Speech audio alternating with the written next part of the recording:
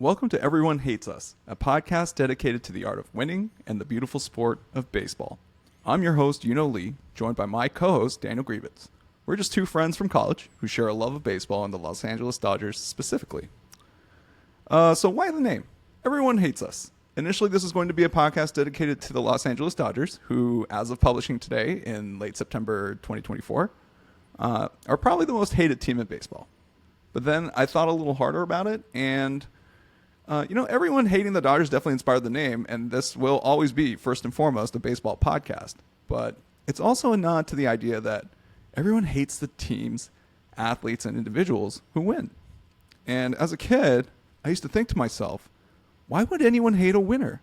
Aren't they people who work hard, find solutions, emerge successful? Shouldn't we appreciate these people so that we can all collectively learn and move forward together? And I realized, in just about every facet of life, there are way more losers than winners.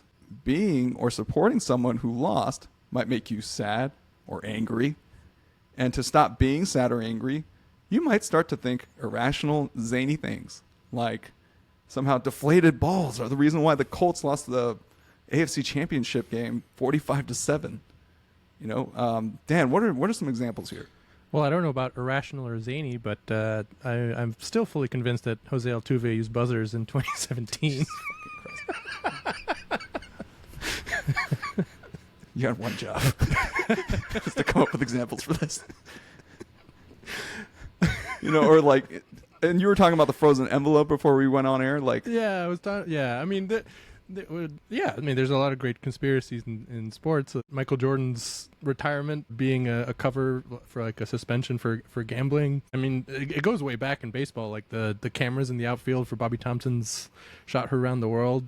The AC units for the Twins when they won the World Series in '91, blowing in when they were pitching and blowing out when they were batting. Oh.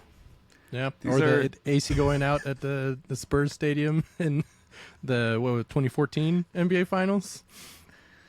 Oh, that's right. Yeah. The NBA choosing to only suspend and ban Rockets players for life to ensure match deferred. Collin, we're not trying to get literal here. Okay, I was just trying to make an illustration. Oh my gosh. So these are some examples.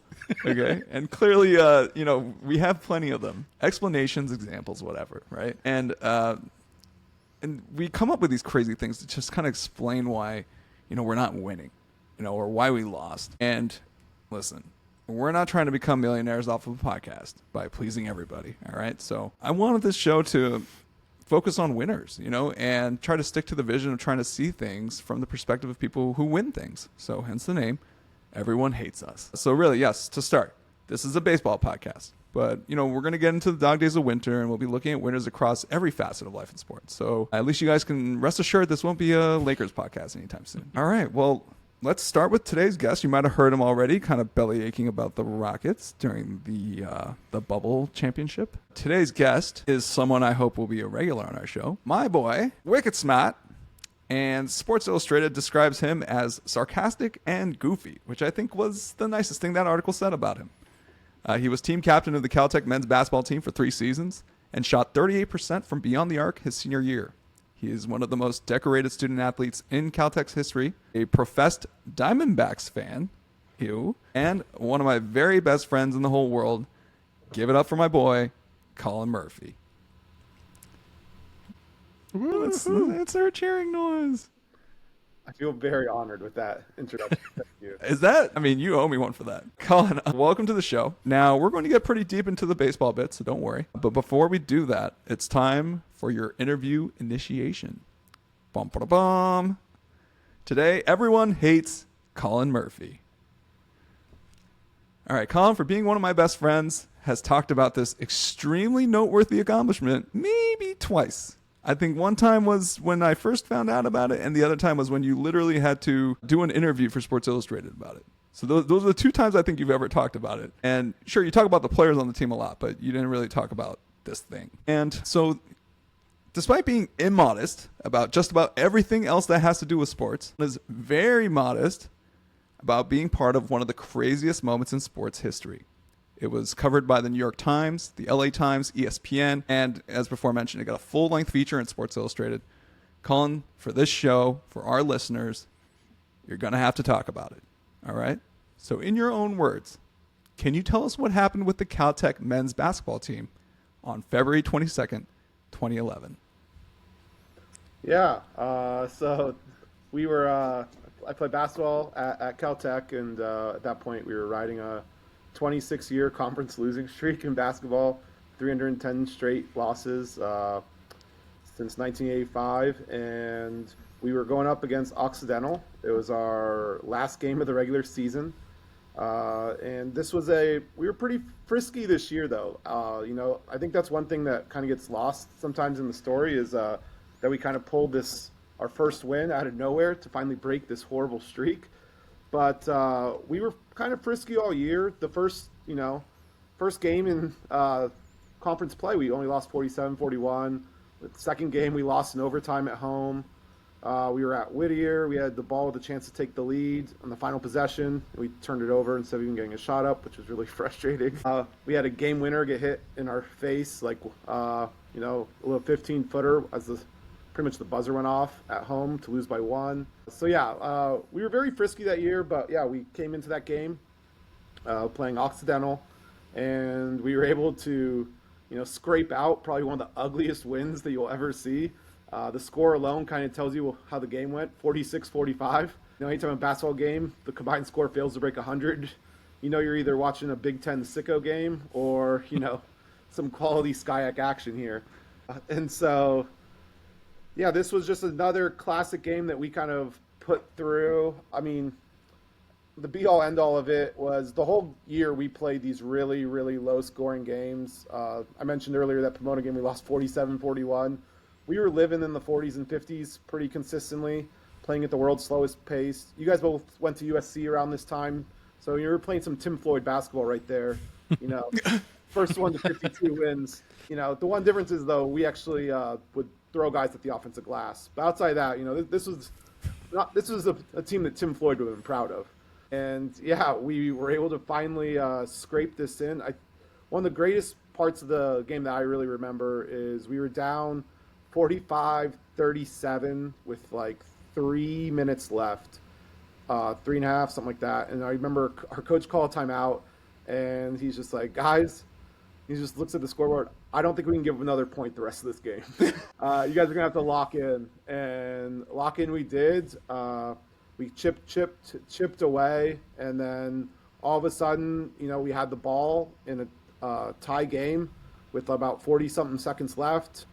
We had this great shot. We missed it. And we grabbed the offensive rebound. So we were able to hold for last shot. And that was, I think, the first moment where I really kind of thought we might be able to win it because we had a shot to win. Worst case scenario, there wasn't really a chance we were going to lose the game in regulation at least. And then, they screwed up a pick and roll at the high top, and then they ended up having to just foul our best player, who scored half our points that night, 23 of the 46.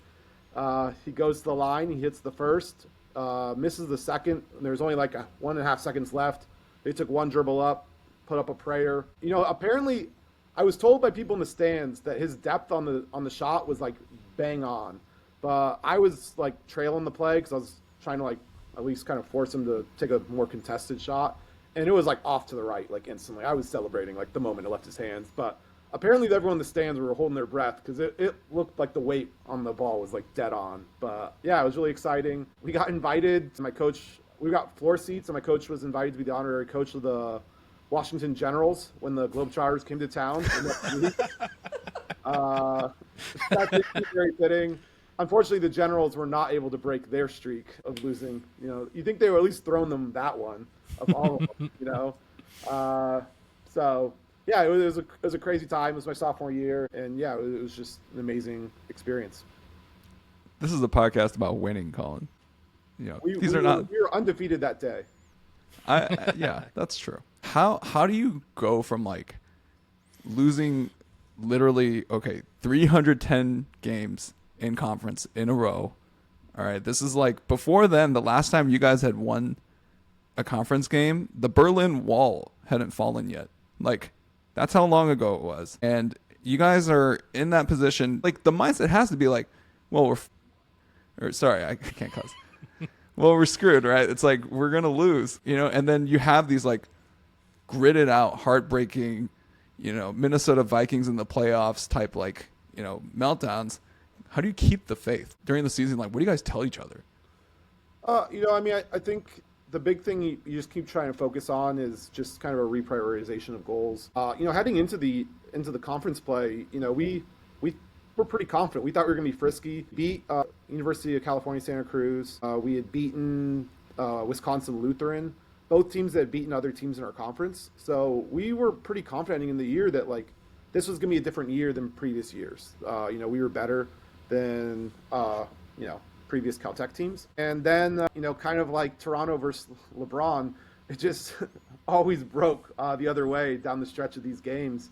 And we just kept, but we just kind of kept telling ourselves, hey, the streak isn't really about us. None of us were even born when it started. We were a very heavily freshman, sophomore team. Only one upperclassman played minutes, and that was the aforementioned Elmquist, who put up half our points in that game. And so the way that we kind of always thought about it is that the losing streak was really only 27 games. Because most of us were sophomores on the team. And the general thought we had coming into conference play always was, hey, let's just get one. Let's just get one, and then, get that off our back, and then the wins will start following afterwards. And I really do think that our season would have been a lot different if we had pulled out one of those first two games that were both just heartbreaking losses. And then we had we were a little feisty for a bit there. Then we had a mid-conference slum, which always happens to us around finals because we're on the quarter system, or midterms, sorry. And then we kind of fought back late in the year and started getting frisky again. And that's when we got beat on that buzzer beater by Laverne. And that's, I guess, the other thing is Occidental is just really kind of unlucky. I mean, Redlands, Whittier, we took a lot of these teams to the wire. Occidental is the one that got bitten by it. But it really could have been several different teams there. We just kind of... We're a little snake bitten, but I think the big thing, Rapper, is just trying to find.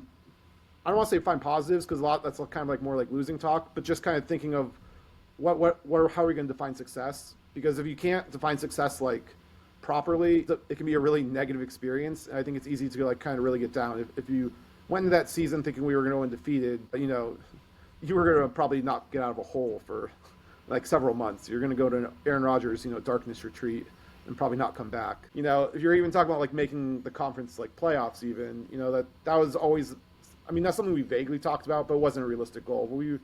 We're primarily just trying to pick up a couple games, and see how we're going to go from there. So yeah, it's really just more about like reassessing like where you're going to be at. And that's kind of just what we were trying to do there. I like that. That's like kind of, breaking it down to bite-sized pieces, and just really like putting the main thing in front of you.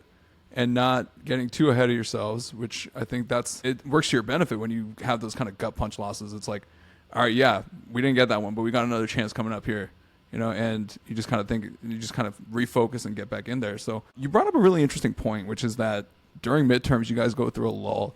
And if it wasn't clear from what I said earlier, this is Caltech. This is not a fly-by-night school. This is a pretty serious institution of higher learning. And, these kids are, they're not going to the NBA, right? Like, it's a D3 school, and it's a huge emphasis on academics. You guys send people to NASA JPL, FANG, or Facebook, Amazon, Netflix, Google type companies, just left and right. You guys are going to work in something STEM related probably. And for that basketball team to win a conference game against the Whittier Poets and Oxy and like Laverne, like these are like schools you guys actually play, is pretty crazy. It's crazy to think about like, hey, the midterms are actually going to hurt our chances of winning a basketball game. When like, at SC, midterms are that thing that it's like a speed bump, like you're like, oh, yeah, need somebody to write this paper for me. All right. Well, not to start the rant of the 30-second rant too early here, but I also have beef that the SCIAC always scheduled us to play away to Cal Lutheran during midterms week, which is our furthest away opponent. And so it was just every single year. I don't think we played them within 25 points the 4 years I was there. They waxed us, had to win by combined like 110 points in those 4 games. We were never competitive.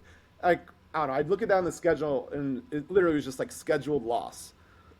Our coach even, I believe one year, he encouraged the seniors to take job interviews during that week because there's like, if you're gonna have to fly up to like interview with like Amazon or something, or whatever, do that. Hey, that Thursday, Friday, we're gonna get waxed anyway. It's fine. Like he didn't say that, but I mean, you just kind of knew heading into that game that it's just like, this is gonna be tough. Like, it's gonna be tired legs, like on the road against a decent team, and yeah, I don't know why they always made us do that. Like they couldn't have picked like when we're not in class or any other time, really. I think that's hilarious. And I don't know, like on our sports conspiracy list, Caltech losing to, what was it, Cal Lutheran? I don't think is really high on the list of like conspiracy theories. But Caltech must never defeat Cal Lutheran.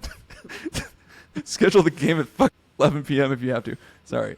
I mean, but this is, obviously a great story. And it's a feel-good story that was on ESPN. I still remember seeing it on ESPN, like the broadcast, because I was like, oh, look at all these nerds. They won basketball. That's crazy. Like, man, look at 26 years. What? And it's so cool to think that like, yeah, that's my coworker. And I didn't even I don't even think about that. I'm just like, yeah, Murph's Murph. But I keep forgetting like, yeah, this is like one of the greatest stories in sports. And like, here you are, the center of it all. A team captain as a sophomore on that team. So yeah, Murph's being super modest. Like he's not bringing up any of this stuff. Like he was team captain of that team as a sophomore. He had 4 personal fouls that game, by the way. He almost fouled out. I almost fouled out of every game. That was not into a current. I see how you slowed down the pace, Murph. Yeah. No, what's going on? I mean, I don't know. It's why that even that. Yeah, I think you mentioned the sarcastic thing was the nicest thing they said. I mean, yeah, we didn't really sub. We ran 4 guys and we played at a glacial pace and basically just, yeah, we'd rotate the 5th guy occasionally, but that was about it. So yeah, I mean, at times where I definitely untied someone's shoes at the free throw line, pointed out to the ref just to try and buy another 30 seconds breather for some of the other guys. I mean, shoes untied. I don't know. I mean, this is a podcast about the art of winning. We weren't going to sub,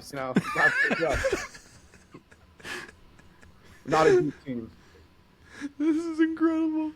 This is such good content. I'm really glad we got Murph to talk about this because it's not that he doesn't want to talk about it. Well, I guess he doesn't want to talk about it. He hasn't talked about it that much, but you forget that these are my friends. I'm like, oh yeah, that's right. Collin did this crazy thing in college. Well, moving on from college to why we're here, baseball.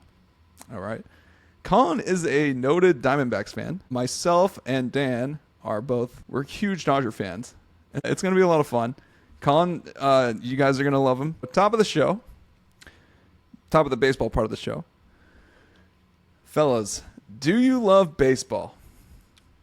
And the reason I'm asking is because do you love it enough to put together a team of your old pals, old professional pals, sell out the Tokyo Dome, and being a high school girl with an 80-mile-per-hour fastball, do you love it that much, guys? Because that's what Ichiro Suzuki did over the weekend. You know what I did over the weekend? I watched some football. I went to a game.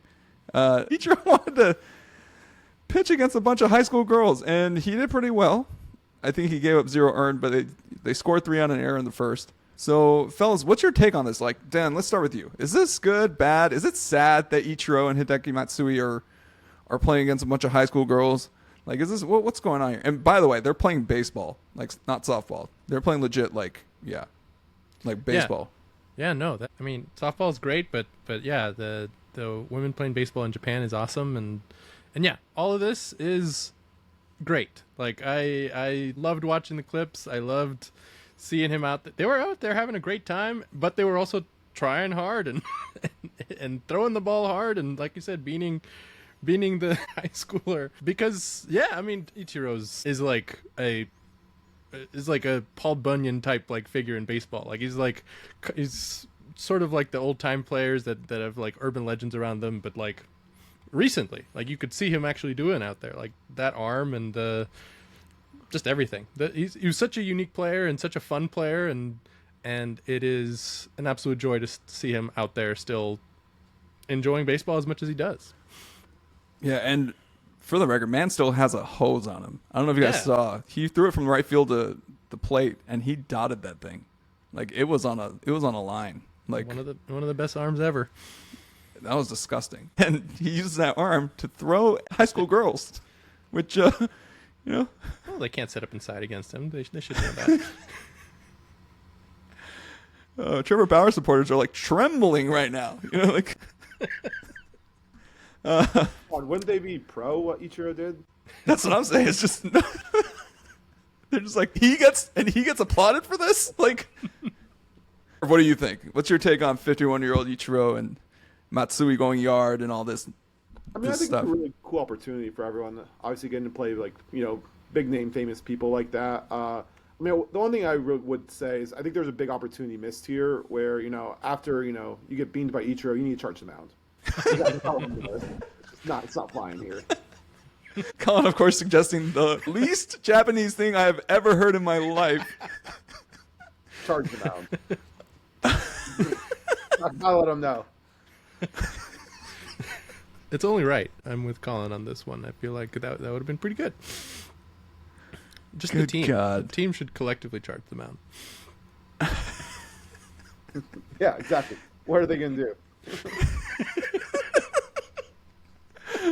Well, that certainly displays the fighting spirit of Japan. They're known for, obviously the fellows didn't let up. These old timers, like I think Matsui took one yard, and they are playing hard, and that's part of their culture. In an age of American participation trophy era and all that stuff and all that, nonsense that gets said about sports culture here. Like, I guess in Japan, it's considered extremely rude to not do your best.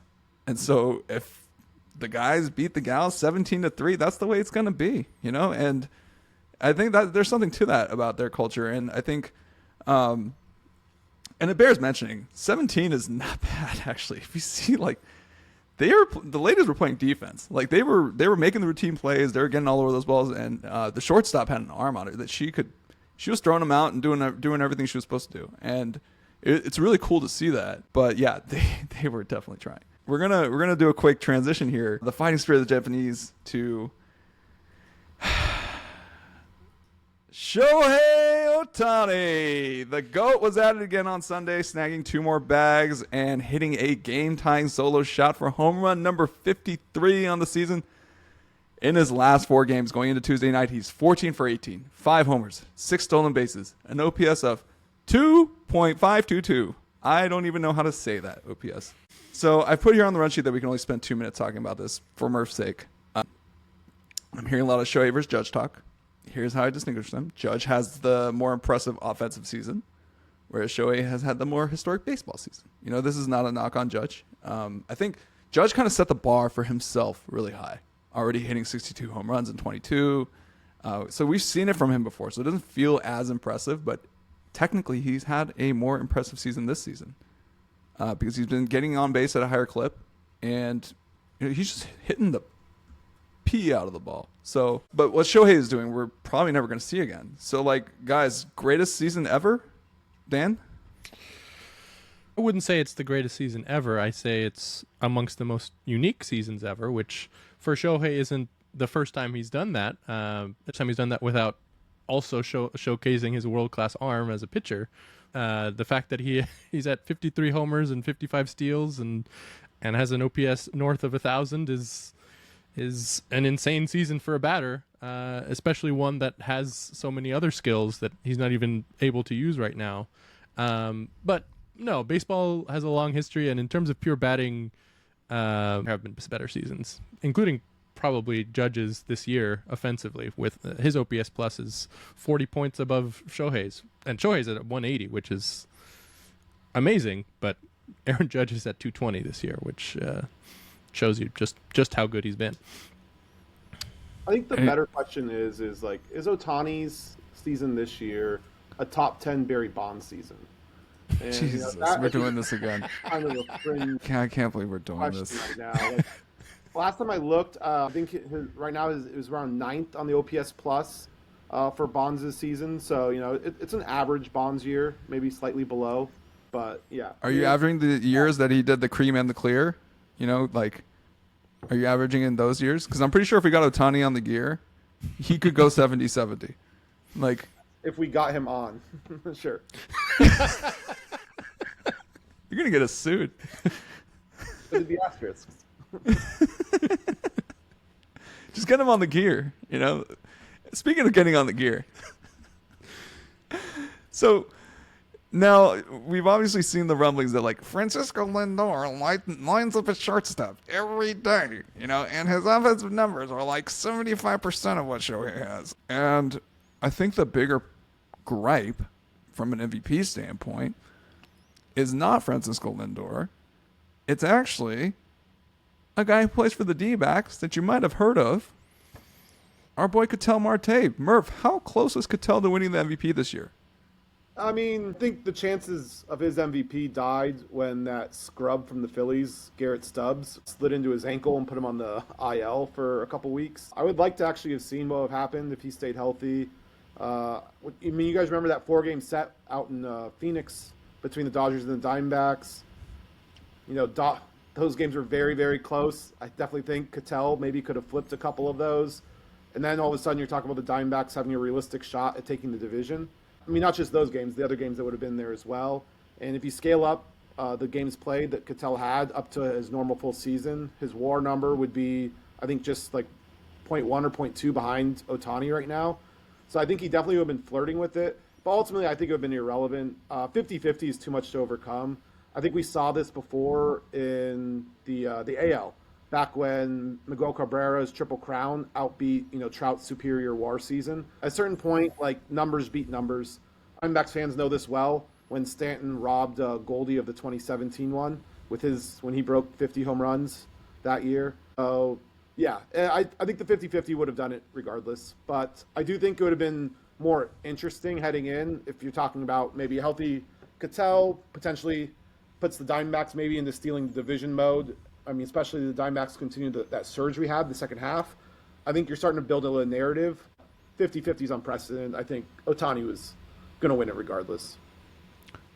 Oh, that's a good point. And that is kind of the argument against Lindor as well that people are using. But what I'm arguing is that, like, it shouldn't even be Ohtani versus Lindor. It should be Lindor versus Chapman and Marte, like, for who should get, you know, position player MVP billing, right? Like, who is the one who should be making that argument? And I think, Murph, you bring up an interesting point. If he hadn't been injured, we'd be talking about somebody who's neck and neck with Ohtani in terms of pure, you know, I guess calculated value, right? Like, you know, Ohtani has that the DH penalty for runs, like, in his calculation. And so when you factor in Ketel, for him to be neck and neck, I think it would have been a much more compelling narrative. It's just that Lindor's so much further behind. I think that, like, he's like a win and a half behind. You know, it's like, at that point, it's like, what are you talking about? You know, like.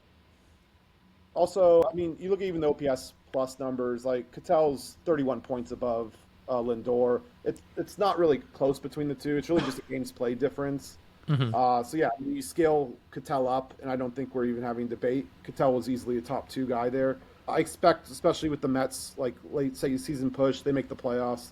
I bet Lindor ends up being the runner-up. Ketel probably finishes in the top 5 somewhere. But yeah, I mean, I think it was just disappointing, obviously, because for a bit there, I think it was getting a little spicy with, for about a week and a half before Ketel got hurt, I think he was actually leading Ohtani in WAR. And then that kind of killed what was going to be a fun debate I thought you and I were going to have for the next month and a half or so. And I think this circles back, though, to what you said about he doesn't play defense. Well, you know, what ended Ketel's MVP campaign was playing defense, and Garrett Stubbs' sloppy slide in the second, putting him on the IL. So I do think playing defense has affected this, MVP race in that regard.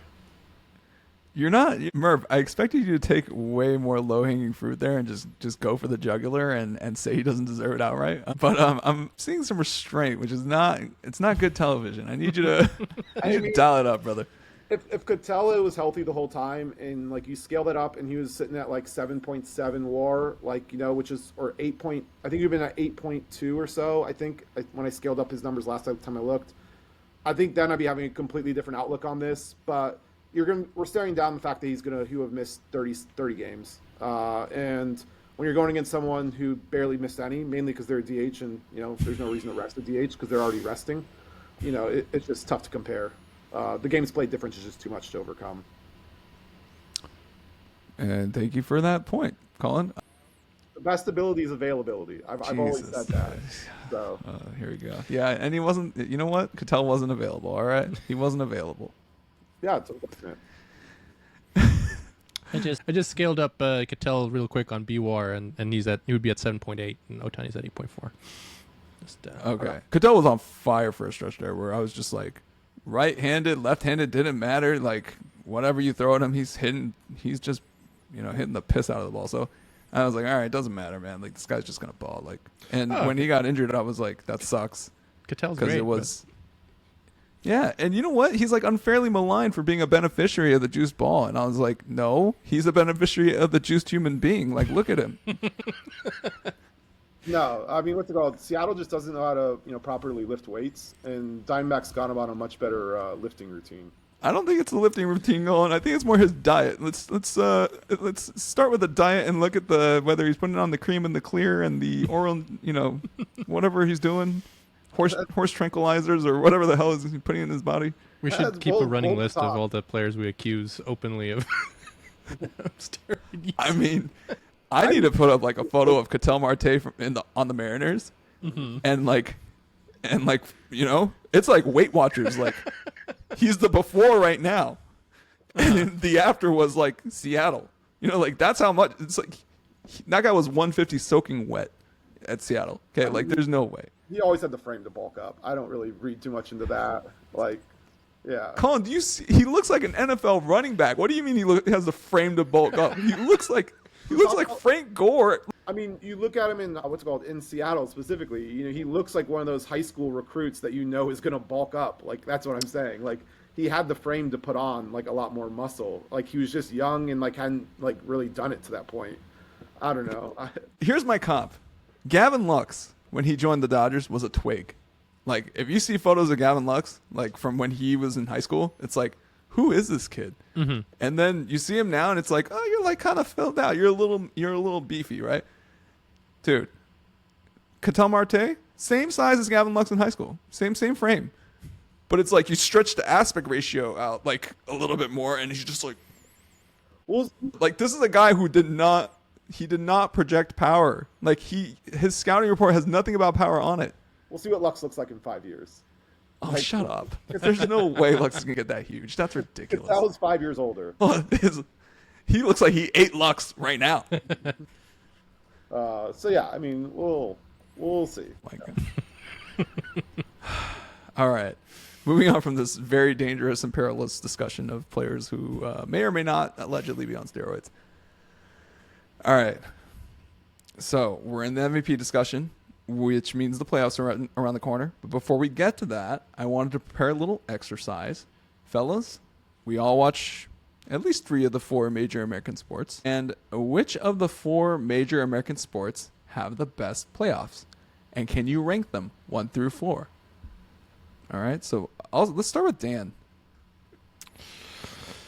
I go baseball first. No other season, like time of the year, like it for me. It's just the drama, it's unmatched. It is intense.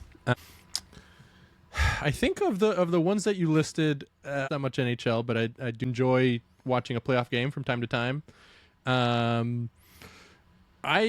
That you listed, I would put a second. I love the NBA playoffs. I know you don't, and we'll get into it, but I the end of it sometimes. I like a 7-game series that's just a fist fight throughout. And yeah, like NFL has always bothered me, the single game aspect, even though I get it because it's football, but I don't like the of but I watch it a lot more than hockey. So I would go NBA, baseball, NBA, NFL, NHL, personally. Murph, what's your order? NFL is, I think, my favorite. I think the way that they time it all out, it's almost everything's on over the air. So pretty much the accessibility for everyone is pretty awesome. It's always on the weekends. So again, I think the NFL does a much better job making a cultural event, but they kind of do that with every Sunday to an extent. But those Sundays are for football thing. And the one-off, I understand, for series sports, but the one-offs it's pretty much like a Game 7. This is it. It's do or die, which is nice. My second favorite is baseball. I think the tension on the pitches is just great, especially watching the managers, like you just pull guys really, really quickly after, if you've ever been on like a Reddit game thread or something, just watching everyone like, you give up one walk, pull them. And now finally, the managers are literally in that mode, the first kind of mistake. So I think baseball's one is really great. The one thing I like about baseballs over the other series sports, though, is all the back-to-back games. My beef with the other two is just too many off days. I'm going to say hockey's my third for that reason. And basketball's my last just because, especially the first round, man, like, you have like 3 days off between games 1 and 2 and stuff. The series just kind of lose their flow to me a little bit. And then, I'm probably just a little frustrated because last year's series it was really, really bad. Like, in the first round, there was one good series, Cavs Magic, and that was like between two teams no one thought was going to do anything, and they didn't. They got gentlemen swept in the next round. You had Knicks Pacers, but again, did anyone think they were going to meet the Celtics? No. So to me, as far as I'm concerned, the only pivotal series of the whole playoffs was T-Wolves Nuggets, and neither of them ended up making the finals. But that was at least two contenders kind of battling it out. That was a really great series.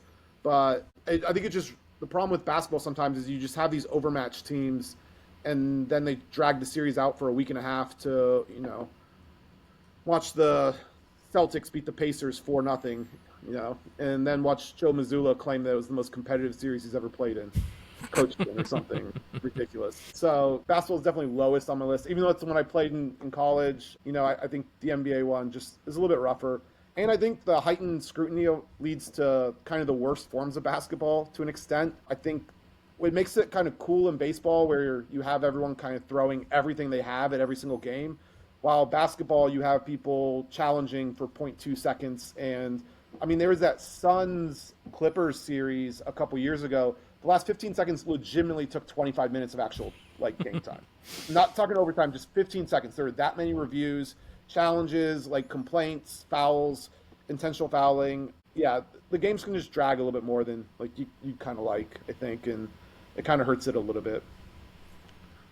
I like that. I think it's right now because so obviously I had an NBA at the bottom as well, and it had more to do with the feeling of the lack of competitiveness that can be on display sometimes. You can tell when teams are kind of defeated. And like Murph said, these series drag on and they kind of know they're not going to win or they're not going to make any noise. And you can see them visibly give up, especially in a game 4 of a 3-0, game 5 of a 3-1, where you just know. And you just see the kind of I hate that about sports is when teams give up or players visibly kind of quit on their teams. It's the worst thing to see. You're just dang, that is the opposite of why I watch sports. You got to fight till the end, and that's the thing about NBA is one injury can really screw up your entire run. That's it. If Joel Embiid's knee goes out, man, it was a good run, guys. See you next year. I think you mean when, not yeah. You know what I'm saying? It's just it's one of those things where man, an injury can really totally ruin a game, and that was my beef with NBA. Was all right, well, now I guess sometimes it makes it interesting. But other times it's just man, what the heck? When Kevin Durant kind of came back against Toronto in 2018, and they had that in the finals against the Raptors, and then you saw his I think it was an Achilles rupture live on television, and you're just oh my God, the Raptors might win this thing. And I was oh, but that's so gruesome. That's such a crappy way to win. This is a crappy way to make this an exciting series. Is that they're supposed to win and now they can't. And that feeling just kind of screwed it for me. I was just I don't know if I like NBA playoffs anymore. I'll watch it, but I don't know how much I like it, and which is the opposite of my number one, which is MLB. What the Braves win a World Series without Ronald Acuna Jr. because who cares? We're deep, we got all the players. Screw it, we're just gonna play it because it's ride the hot hand, which is a major playoff thing, and a literal fallacy, but it's definitely a playoff thing. It's ride the hot hand, ride the hot bats. We're just gonna, take this wild card team all the way to the World Series, and oh look who's here! It's another wild card team. It's just crazy to have runs like that, and I think that makes it super compelling and super exciting.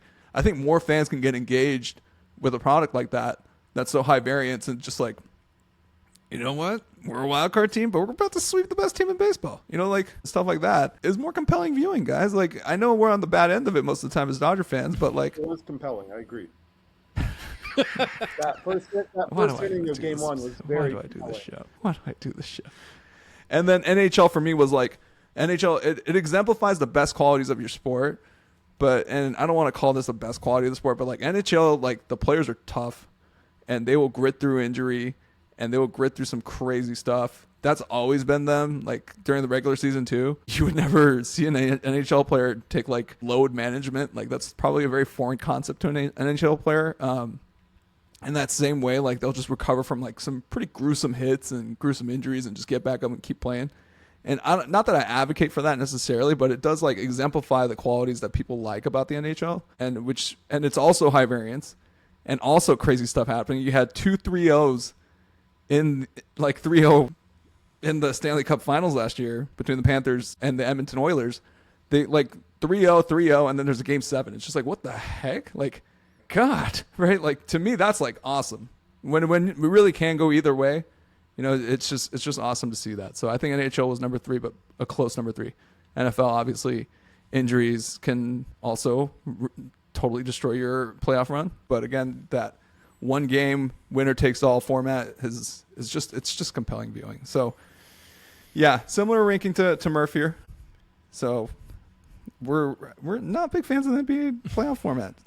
When it sucks, it really sucks. When it sucks, it really sucks. Like, but I was gonna say that the side to your argument that one injury can kill it is that if on the now it happens less frequently, but if the 2 teams are fully healthy and they have their stars, that like the matchup between the stars I find very compelling. Like I find like in the NBA, since teams depend so much on individual players, that those individual battles can be really fascinating. Like when it's good, I think it can be great. But I do agree with a lot of what y'all said about injuries, especially last year. I remember watching that Knicks Pacers series and how much fun it would be if everyone was healthy, but it was just sort of like marching towards a foregone conclusion. And I see what y'all are saying, and I was thinking, on average, I would take NFL playoffs over the NBA. But I think when the series are good, I would take the NBA over it. Like that Timberwolves Nuggets series, I remember much better than any NFL games last year. Even though I followed the whole playoffs, but like it resonates with me more. Over Packers Cowboys? That one, that's true. That's fair. Great. I told you guys to leave your Homer stuff out of this. Please. We're talking about everyone hates us. The Cowboys everyone hates. Everyone's enjoying that. My dad is a Cowboys fan, and I watched that sitting next to him. It was a great experience. Why is your dad a fan of all teams that I hate?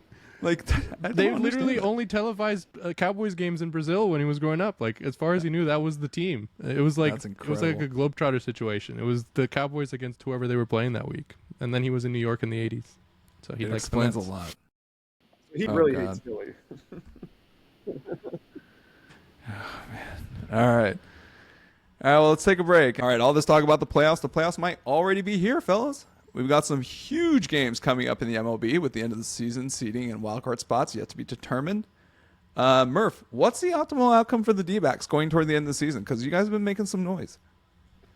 Yeah, I mean, last night's game was obviously very unfortunate, but I think from our perspective, it's gonna this next series plays out is pretty much gonna decide how we handle the last series. Ideally, we would like the Mets to sweep the Braves.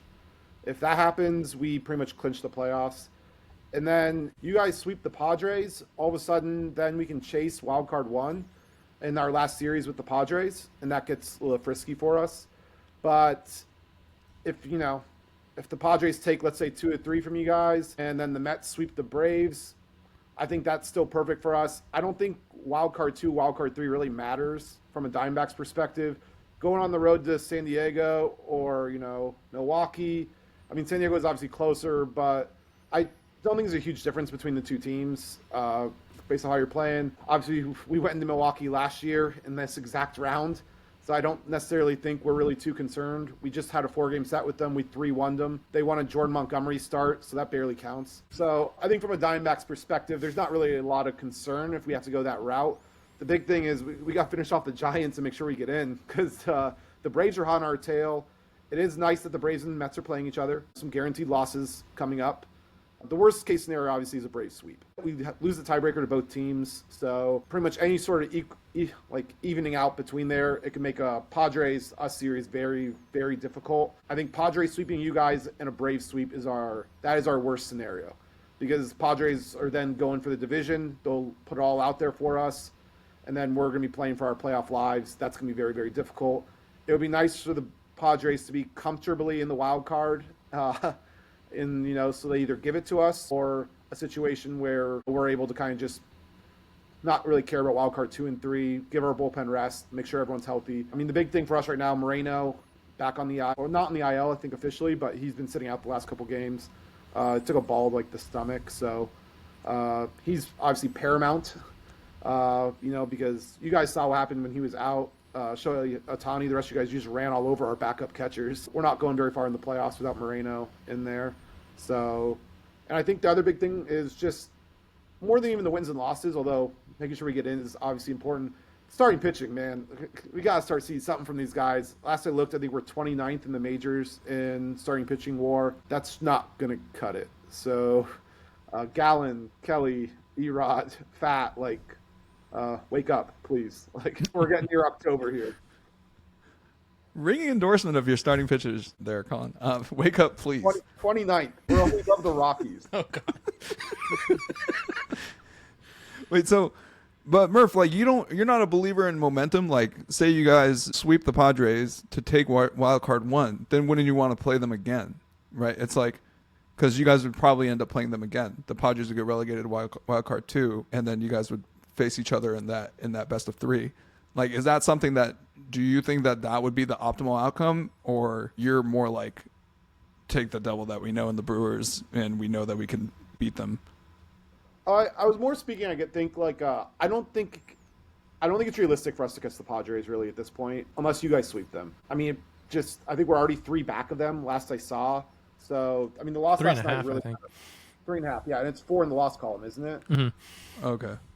So, yeah, from that perspective, I've kind of given up on the chance of hosting the wild card game. And so then it's just are we going on the road to San Diego, going on to Wisconsin? It doesn't really matter. You're absolutely right. I mean, if you can be home for a series, especially a best of 3, you absolutely take it. That's a no-brainer. I just don't think that's a realistic outcome for us at this point. Unless, we pretty much have to win out at this point. We have 5 games left and we're 4 back in the loss column. So realistically, we're going to be on the road, and yeah, San Diego, Wisconsin, doesn't really matter to me. 2 very different weather situations between San Diego and Wisconsin, though, I must add. Yeah, but they play indoors, and yeah. We were there last year, and we were just there a week ago. All right, Dan, I got a question for you. All right. At what point in this series do we start to worry? The Dodgers versus the Padres. If we lose 1 game, do we worry? If we lose 2 games, do we worry? If we get swept, do we worry? If we when do we worry? Well, I think if we get swept, we definitely worry, because then we'll have the same record. But yeah, and they would have the tiebreaker. Mm-hmm. Yeah. If we lose 2 games, then we can start to worry. But we play the Rockies in Colorado after, and then they play the D-backs. Is that right? Mm-hmm. Yeah. So we do have. In Colorado is worse than at home, but there's always a bit of chaos. But I'm terribly worried right now. I'm playing well as well, and I think the priority for us is to sort of just take care of business. And if it'll be difficult for the Padres to catch us, even if they sweep us. I think if realistic shot. And I think from a division standpoint, we got that. But are you a believer in bad playoff juju? And if we give them you guys can beat the Dodgers, and then they come in and they play us, God forbid, we're in some trouble there. Are you thinking do you think that anything in the regular season has any bearing on the playoffs when it's this late and the games are consequential? I don't know. I feel like I've been a fan long enough to see it happen in all directions. I remember the hype all the way back in 2004 when Steve Finley walked us off to win the division, and then we got gentlemen swept by the Cardinals. And then I remember the absolute malaise that we had in 2017, but then we made it to the World Series. Like that last month in 2017 after the high of the first few, like we were like, what is this? Like we realized that like the lead was so big that it didn't matter. We would make the playoffs, but it was still like, what is this team going to do in the playoffs after playing so horribly for a month? But then they played fine. Like I think it probably comes into effect to a certain extent, but I think baseball being what it is, I think the playoffs is entirely different. Like I think it'll entirely matter whether our decimated pitching staff will couple together some good games. I think I'm hoping Yamamoto continues. Like I haven't passed 4 innings yet since he's been back, right? I think he's had 2 4-inning starts. Walker Buehler finally looked decent the last couple games. I'm hoping that continues. Like I can see a path to victory, but it's the playoffs. Like anything can happen, like good or bad. To piggyback on that, I mean, 2017 we beat you guys in the regular season. We won that series, and you guys swept us in the playoffs in the NLDS. Last year, you guys beat us in the regular season. We swept you guys in the NLDS. We backed into the playoffs hard last year. The Astros swept us the last series. Mm-hmm. We only won because I think it was the Reds or the Cubs like ended up losing out as well. And then we ended up, catching fire and making the World Series. So I think momentum, like as a thing of like hard charging, isn't really a thing. The only time I remember it really hard being a thing was Rocktober. Sure. When that Rockies team won Game 163, they swept us in the NLCS, but then they got swept by the Red Sox and didn't end up winning anything anyway because they're the Rockies. Oh, yeah. Along those same lines, the 2004 Red Sox, once they beat the Yankees, like there was no way they were losing that World Series. Like that when they swept the Cardinals, that was a great Cardinals team. They had Pujols and Roland and Edmonds and Larry Walker, which they just traded for. But they were, after Game 1, which was close, it was just a romp. And I think that's kind of what we expected going in. Well, 12-year-old me expected going in. All right. You guys raised some great points, and I think that's what I wanted, was to kind of flesh out, like, yeah, how much does it matter to win in the regular season, especially when these games are really tight? Mm-hmm. It's like we haven't had division standings and wildcard standings this tight, I think, across the board like this in quite some time. Like, it's been a while. No 100-game winners this year.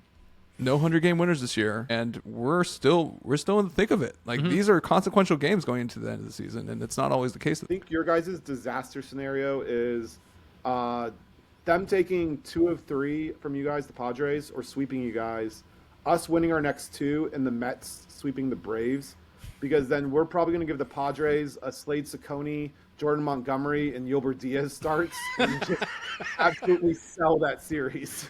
I was going to make that point. Murph, you guys don't have to worry about throwing the kitchen sink at a team because your pitching's pretty much interchangeable right now. Like, it doesn't really matter who you put out there. You're going to get similar results. Like, is it 4 runs and 7 runs? Who cares? We need to score 8 or 9. Like, that's kind of like every game. It's like, guys, we can put up 6, 7, 8, 9 runs. Okay, like, so does it really matter? Like 4 number 4s and then 3 number 8s in your rotation is the fact that everything's pretty fungible. The only problem with it also is that when you have like a bunch of C bullpen and quadruple A guys in there to like kind of fill in afterwards, it gets pretty tough. And I do want to single out one guy specifically, AJ Puck. You do not deserve the slander, but everyone else, yeah, I don't know.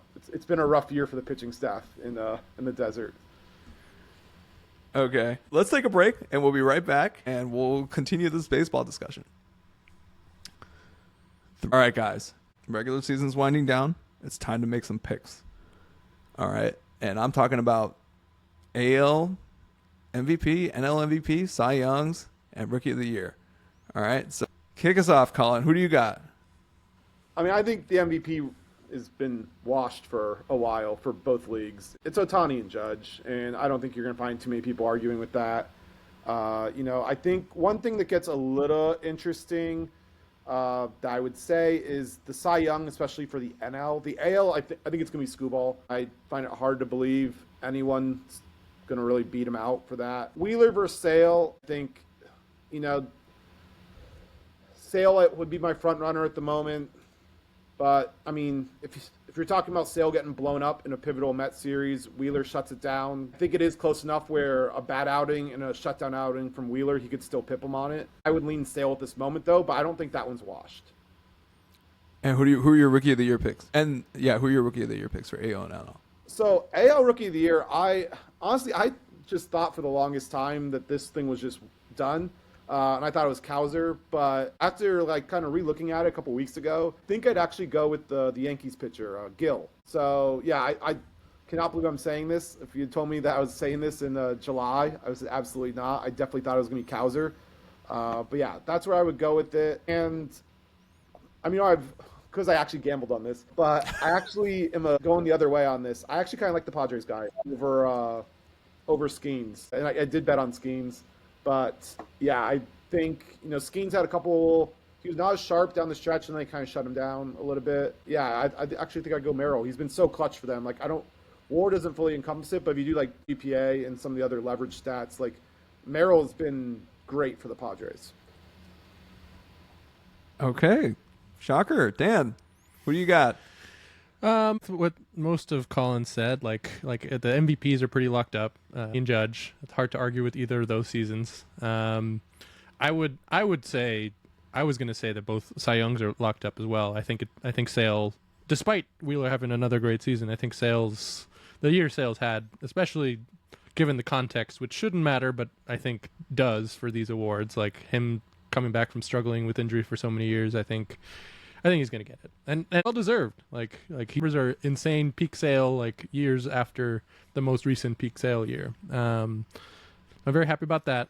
The year races are interesting because all the real good candidates are in the NL. Like I feel like there's 4 guys that I would put ahead of any of the AL guys, despite Luis Gil pitching as well as he has and Colton Cowser being as useful a player as he has. Like I think the 2 young Jacksons, Merrill and Churio, are better than any of the AL picks, and I think Skeens and Imanaga are better than Gill. To go Skeens between those 4, like I think in terms of just impact, I think when he was on, he was arguably the best pitcher in baseball, and I think that means something. I mean, a touch good talent. Like I'm excited to see all the Jacksons in the playoffs, including Jackson Jobe, who just got called up, who's another Jackson prospect. I'll go Skeens, and I'll go Cowser just to differentiate, because I lived close to Baltimore for a few years. But yeah, I got to go with that picks. All right. Obviously, same picks for MVP and Cy Young. Scooby, his breakout season has been incredible. I think he's like personally trying to ensure that the Tigers stay in the wild card hunt. Speaking of momentum going into the playoffs. Yeah, Scooby's killing it. Yeah. Do you guys know that Chris Sale is in the lead for the NL pitching triple crown? Mm-hmm. Like he's got the lead in wins, ERA, and strikeouts. I think he's got 5 over Cease right now. So to Colin's point, if he has one bad outing and all that kind of falls apart, like if Cease passes him up, I think Cease has one more start left, right? If I'm not mistaken. And so if Cease passes him up and Sale gets shelled or something, I could see it kind of slipping out. But he's, pitching triple crowns are still pretty rare. Won in both leagues this year. Did you say Cease? Yeah, I think Dylan Cease is 5 behind him. Yeah, he is 225 to 220. Oh, okay. I thought you were talking about for the Cy. I was like, he's like a full run back in ERA. Yeah, no. Just the strikeout count. Yeah, for the triple crown. I think if he loses the grip on the triple crown and has a really bad outing, that Wheeler is in position just because the Phillies have been so dominant this year. But that's a whole staff thing. And so I have a hot take, actually, for AL Cy. You know who I would give it to? Zach Bove. He's the assistant pitching coach for the Kansas City Royals. Okay. And the reason why I'm saying this is because he has taken Padres castoffs and Seth Lugo, and 3 of those guys are top 10 pitchers in the AL. That's insane. I didn't even realize, we talked about Seth Lugo before, and I was like, LOL, Seth Lugo. Oh, wow. Seth Lugo. Yeah. It's Waka. Not a joke. Michael Waka, who hasn't been good in half a decade. All right. Kind of picked up his footing last year in San Diego, but is killing it this year. All right. The changeup is working for him. He's just, and he introduced a slider this year. He looks amazing. All right. Shout out Michael Waka. And of course, Cole Reagans, right? That's a hell of a rotation. And they picked 2 out of the Padres salvage yard and was just like, oh yeah, no, Kansas City's nice. We have great barbecue. Like, and just like, and Zach Bove has been kind of credited with taking the Royals to a more like analytical approach to pitching. Like this kind of stuff, like film review, analytics, like data, like kind of putting all that to work so that, small market clubs like the Kansas City Royals can become competitive and staff like 3 top 10 pitchers in the AL.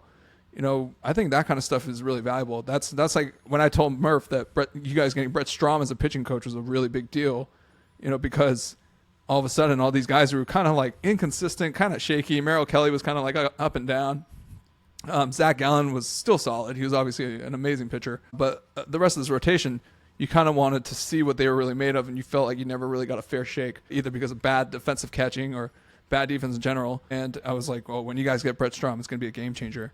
Like, you guys are definitely going to see like some of these other players, like really what they're made of. And plus, you have so many young pitchers coming up between Brandon, Ryan Nelson, Dre Jameson, RIP. But like, you guys have all these young pitchers coming up. So I was like, this is a great opportunity for Brett Strom. So I really want to give love to these pitching coaches. I think they make a huge difference. I think that Kansas City has been able to field 3 top 10 guys and keep them healthy is pretty amazing. So yeah, shout out Kansas City Royals. You're my Cy Young pick. Your staff is my Cy Young pick. Rookie of the year, real quick. Easy call for me for AL. It's Luis Gil, and it's only because it's the freaking Yankees. And they were like, "Oh my God, he replaced Garrett Cole for us. He's so much like Garrett Cole." Nothing like Garrett Cole. And then in the NL, I think it is kind of like a weird toss-up there. There's a lot of good candidates. I think Paul Skeens is going to win it, but my heart goes out to Mike Imanaga II, the pitching philosopher. I think he really deserves it just based on like consistency, been around all season, busting his ass. Cubs competitive when he pitches. One more thing he has got a guy. And yeah, technically he's a rookie. He's 31 years old, which is like some Blake Griffin stuff going on. But like, I think Shota has shown that he's for real. And what a value pickup. Like, geez Louise. He's way better than Yoshi this year. Like, way better. Like, and Cubs didn't pay no $325 million. I'll tell you that right now. So that's that's what I see when I see Shota. So huge value for the Cubs and great get. So yeah, he's 15-3. Dude, he's balling. I'm telling you. Yeah, he's great. I just don't think MPB guys should win Rookie of the Year. Not when they're that old.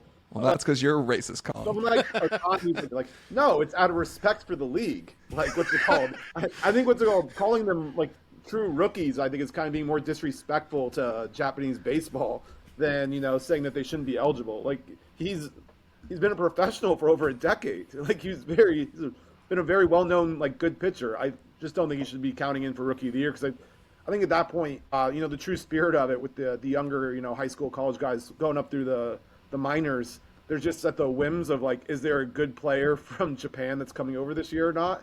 That's what's going to decide if they can win Rookie of the Year. I think that's kind of ridiculous, especially because it's now tied to draft picks and stuff. So that basically, I know why you want to set this precedent, because the Dodgers will just buy up all the good players, farm Rookie of the Years, so you can get extra draft picks. But for those of us that have cheap owners that need to save their money so they can donate it to the Lauren Boberts of the world, we need to make sure that, it's a level playing field and that our 7-year cost control players can actually have a shot at this. I mean, okay, that's fair. Like, Shota has outperformed, right? And so, like, my thing is, like, okay, performance-wise, yeah, he's not getting paid like a rookie, I'll tell you that. Like, a lot of these rookie-eligible players are getting paid minimum salary. Mm-hmm. So he's not getting paid like a rookie. So that's not fair. But my test for a rookie is, has he carried a vet's bags this year? Did he have to carry a vet's bags this year? And if he did, you're really gonna take that away from him? He already sacrificed his dignity having to carry bags, having to do rookie BS. Like, if he got hazed this year, he should be Rookie of the Year eligible. That's my thing. He's 30. I bet you he got hazed. I bet you he got hazed this year. You don't know it, though. That's speculation. Okay. Let's see, Why don't we just ask Shota himself? Human, It's like, hey, did you have to carry bags this year? Yeah, he got hazed in the sense that they made him like pay for an expensive dinner because he's rich. But like, yeah, I don't know. Okay, that's not. Yeah, we won't count that because it's like, yeah, no, clearly you're the most well-heeled of the rookies. Yeah. Also, telling somebody on an MLB minimum salary to pay for dinner, dick move. Dick move. We're not talking about all the money in the world here. That is like, yeah, you're like you're making a lawyer's money. Like you should not be paying for these massive steak dinners. No, Shota, yes, I get it. But like, if you had to carry a vet's bags, or like if his car got popcorned, and like that's what I'm talking about. Like, you should be Rookie of the Year eligible, right? Yeah, So that's my argument. I'm not. Oh, here. Actually, no. This is. I'm looking. I'm trying to Google real quick, but I'm not finding instances of reported hazing for So Shota. he's not. He hasn't been hazed. He's a 30-year-old with has like one of the highest salaries on the team. He's been a professional player for over a decade. He's still going to claim he's a rookie. Yes. Guys, it's 4 years at 53. All right, like Paul Skeens gonna make more in arbitration in like 3 years. Okay, like everybody. If you've competed in multiple World Baseball Classics before you joined the majors, you can lose rookie status. I hold that for drawing a line. Colin, I'm sure he's made those appeals and arguments in the locker room while he's being hazed, you know. But like, They're just that tight knit. They didn't let stories come out. I am genuinely curious because I think Shota deserves Rookie of the Year. He's just been super productive. And what more can you ask for? And 53 million over 4. Are you kidding me? That is highway robbery. This guy's a baller. Oh no, it was an amazing signing. Yeah. We had already signed Shohei and Yamamoto at that point. I still was rooting hard for us to get him too because he's great and He's the best pitcher out of the 3 this year. One's not pitching. The other one's like not pitching, and he's actually pitching. Oh my gosh. All right, that's enough. I gotta stop. Okay, real quick. Hot takes. Now we gaze into the cloudy part of our crystal ball. Woo. Okay. NLCS MVP, ALCS MVP, World Series MVP. All right, real quick. Dan. Well, for the NLCS MVP, I'll just have to do a homer pick and say Mookie Betts. ALCS MVP, I will say J-Ram. Ooh, Yeah. Spicy. And gotta give Shohei the World Series MVP, especially when he comes in and closes it at the end. All right. Colin, who do you got? I've mentioned this before.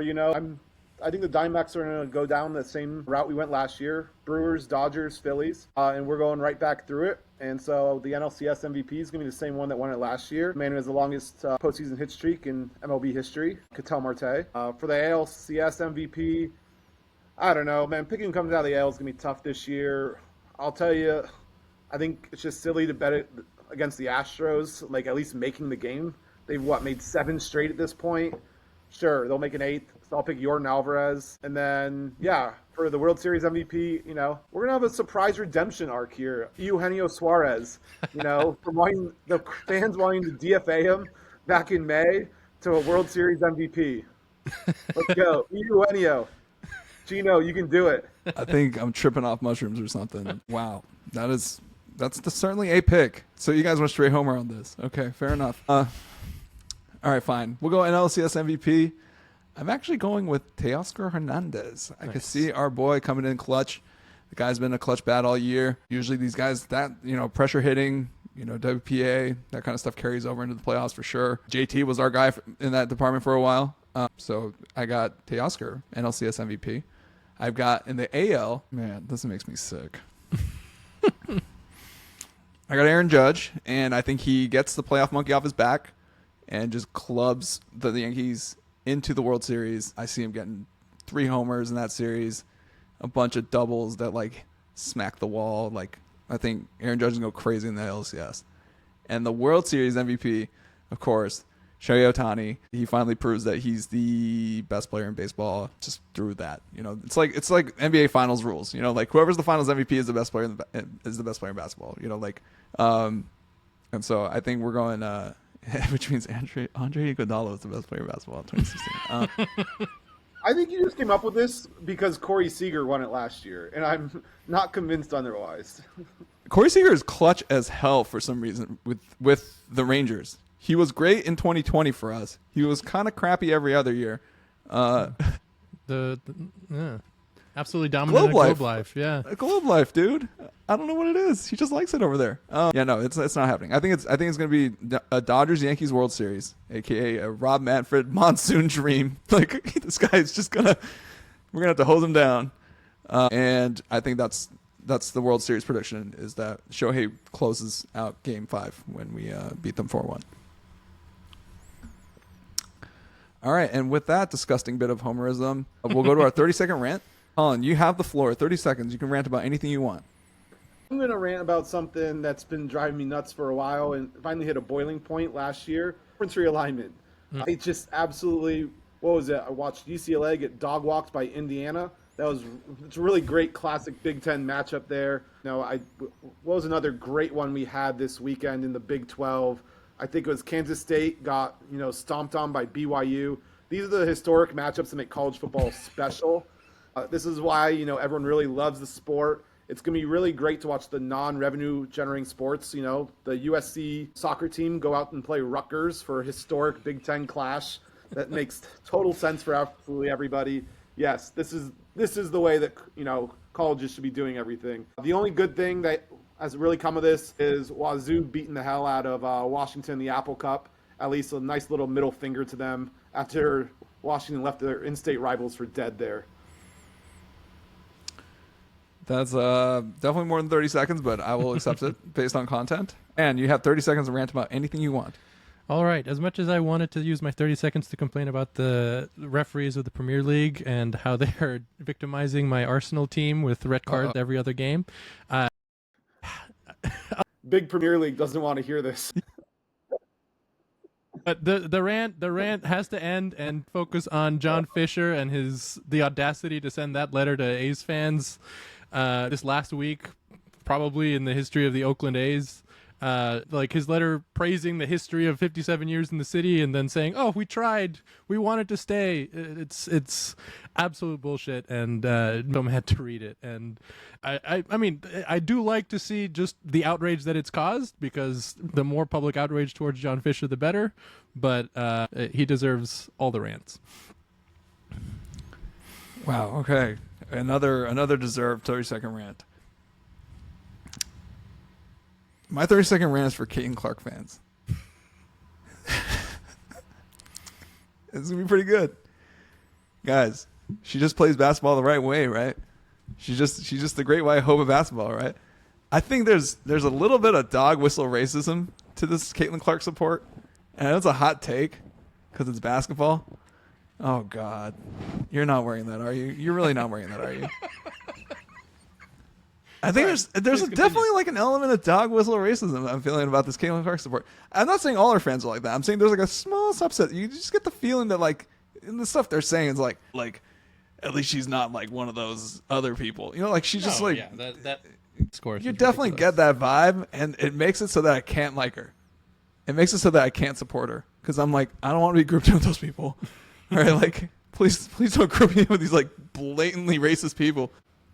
So I'm getting a little bit of racist dog whistle vibes, and that's why I've always supported Angel Reese. Angel Reese get better soon. That's my 30 seconds. You can't let the haters take away good things from us. It's how we let the Gadsden flag get repurposed. It's really shame. That's a cool looking flag, and it's a shame what the connotations are with it now. But because of that, losing that, we did end up gaining No Step on Snake, which and also a valid flag. I also enjoyed Down 2-0, that first game back in Phoenix. The dude on a full-size piece of paper in like size 16 Times New Roman, nothing else, just said "Snakes Alive." Couldn't even bother to make it full-size, use a bigger font, anything else. It's like, this I screwed this up. I'm just going to take this. Thanks again for joining me on this episode. Thank you, the listener, for making it through all, I guess, like close to 90 minutes of this, for joining us on this inaugural episode of Everyone Hates Us. I want to thank my co-host Dan Grievitz and our guest Collin Murphy. for giving us their time. Give us 5 stars and some nice comments on your Spotify or Apple Podcasts app. And if you have any friends into baseball, make sure to let them have a listen. All right, thanks again, and we'll see you next time.